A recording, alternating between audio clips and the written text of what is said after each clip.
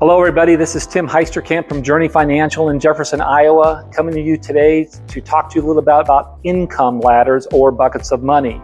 And I'm going to refer back to my famous yellow pad because, you know, we all love that yellow pad. We have asked this question for several years, and that question is, what is the number one fear of retirees when they retire?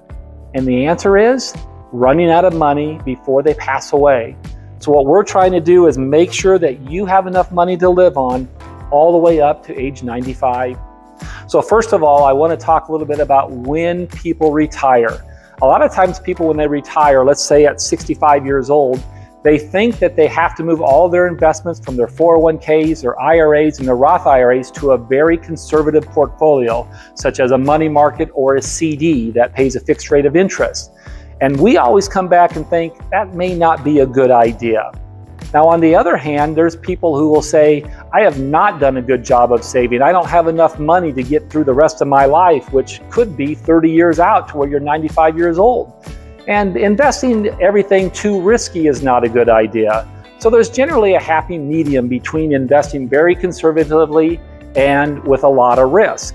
And when we do that, we create these things called income ladders. And this is what I'm going to explain today. Now, some people use the same concept and they call it buckets of money strategy, where they say they have a bucket of money for the short term, a bucket of money for the midterm, and a bucket of money for the long term. The same thing applies to an income ladder. You have a short-term ladder, a midterm ladder, and a long-term ladder. So let's talk a little bit about this. When a person retires at age 65, there is money that you are going to need in those first 10 years of retirement. In fact, there may be money that you're going to need in those first few years. Well, that type of money that we want to invest in those first 10 years, we do not want to take a lot of risk. Why don't we want to take a lot of risk?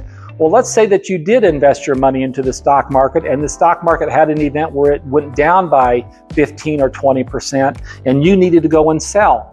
Not a good time to sell. You don't want to sell when everything is low. You want to sell when everything is high. So with that, we would tell people to invest in these first few years in a money market or a series of CDs, something that has very, very low risk, so that when you need that cash, you do not have to sell when the market is down.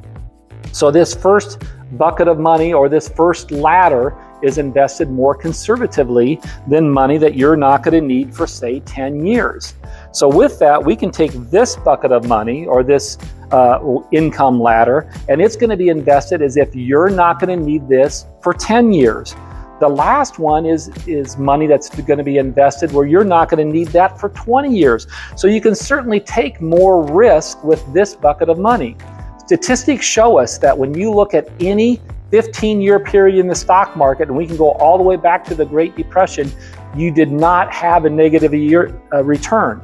So every 15-year period since the Great Depression, you have a positive return. Now, when you look at 1-year periods and 2-year periods, there's a chance that you could have a negative return.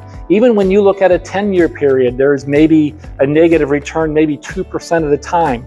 So the idea is long-term money can be invested at a higher rate of at a higher risk to make that higher rate of return, so that you know that you have money at the end of life. And that is a brief explanation of income ladders or buckets of money strategy to help get you through retirement. Until next time, this is Tim Heisterkamp at Journey Financial.